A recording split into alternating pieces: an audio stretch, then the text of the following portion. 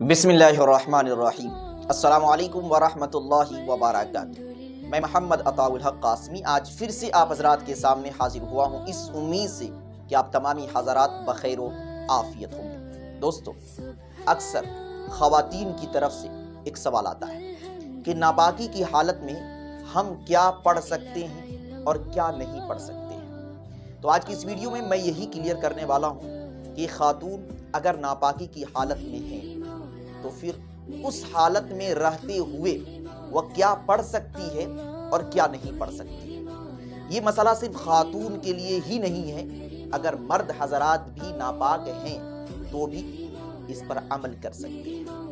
دیکھیے، اگر آپ ناپاک ہیں تو اگر وہ ناپاکی شرعی عذر کی بنیاد پر ہے، مثال کے طور پر جیسے عورتوں کے ساتھ ہے مہینے میں حیض کا آ جانا، اسی طریقے سے نفاس کا آ جانا، تو یہ شرعی عذر ہے۔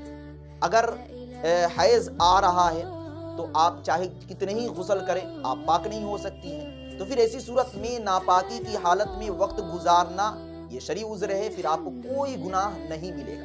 لیکن غیر شرعی عذر کہ جیسے کہ رات میں سمجھ رہے ہیں نا، تو اس کی وجہ سے آپ تاخیر کر رہے ہیں، فجر کی نماز بھی غائب، ایک دن، 2 دن، 3 دن غائب کر دے رہے ہیں، تو پھر ایسی صورت میں ناپاکی کی حالت میں جو آپ وقت گزاریں گے، اللہ کے فرشتے آپ پر لعنت بھیجیں گے۔ تو اگر کوئی شرعی عذر کی بنیاد پر آپ ناپاک ہیں تو صحیح ہے، اور اگر کوئی شرعی عذر نہیں ہے تو آپ جتنی جلدی ہو سکے غسل کر کے پاک ہو جائیں۔ چلیے اصل موضوع کی طرف چلتے ہیں کہ اگر ناپاک ہیں تو ناپاکی کی حالت میں آپ کیا پڑھ سکتے ہیں اور کیا نہیں پڑھ سکتے۔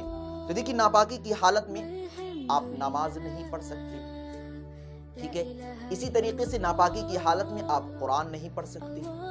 اب خواتین جو ناپاک ہیں شرعی عذر کی بنیاد پر، تو ایسی صورت میں نماز پڑھ ہی نہیں سکتی، بلکہ ان کے ذمے سے نماز معافی، یعنی نماز ان کے ذمے سے ساقط ہے، ان نمازوں کا کوئی حساب نہیں، کوئی سوال کوئی جواب نہیں کہ جو نمازیں ناپاکی کی حالت میں یعنی حیض کی مدت میں گزر گئی ہیں۔ لیکن مرد حضرات کے ساتھ یہ مسئلہ نہیں ہے، ٹھیک ہے، تو آپ نماز نہیں پڑھ سکتے یا پڑھ سکتے، اسی طریقے سے قرآن کریم کی تلاوت نہیں کر سکتے، حج کے موقع سے آپ طواف نہیں کر سکتے یا کر سکتے۔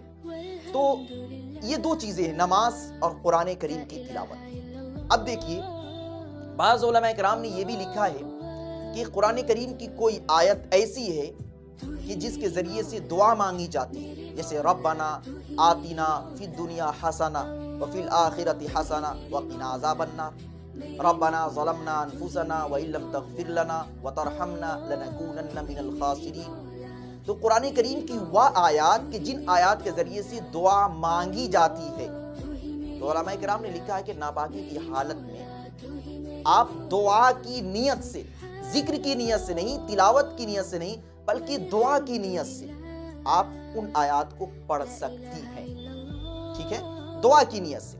اسی طریقے سے آپ سبحان اللہ، الحمدللہ، اللہ اکبر، جتنے بھی اذکار ہیں ان کا آپ اہتمام کر سکتی ہیں، تسبیحات کا اہتمام کر سکتی ہیں، اللہ کے رسول صلی اللہ علیہ وسلم پہ درود بھیج سکتی ہیں، درود پڑھ سکتی ہیں، اس میں کوئی دو رائے نہیں۔ بس خلاصہ یہی ہے کہ ناپاکی کی حالت میں آپ نماز نہیں پڑھ سکتے اور قرآن کریم کی تلاوت نہیں کر سکتے، نہ قرآن کریم کو چھو سکتے، ٹھیک ہے۔ ہاں، قرآن کریم اگر کوئی پڑھ رہا ہے، تلاوت کر رہا ہے، تو اس کو آپ سن سکتے ہیں لیکن پڑھ نہیں سکتے، ٹھیک ہے۔ میں امید کرتا ہوں کہ آپ حضرات کو یہ مسئلہ اچھی طریقے سے سمجھ میں آ چکا ہوگا۔ اگر ہاں، ویڈیو کو لائک کر دیں، کمنٹ کر دیں، شیئر کر دیں، اگر چینل پر نئے ہیں تو سبسکرائب کر دیں۔ اگر پھر بھی نہیں سمجھ میں آیا ہے تو کمنٹ باکس میں آپ کمنٹ کر سکتے ہیں۔ دعا کیجیے اللہ رب العزت ہم سبوں کو دین کی صحیح سمجھ عطا فرمائے۔ السلام علیکم ورحمۃ اللہ۔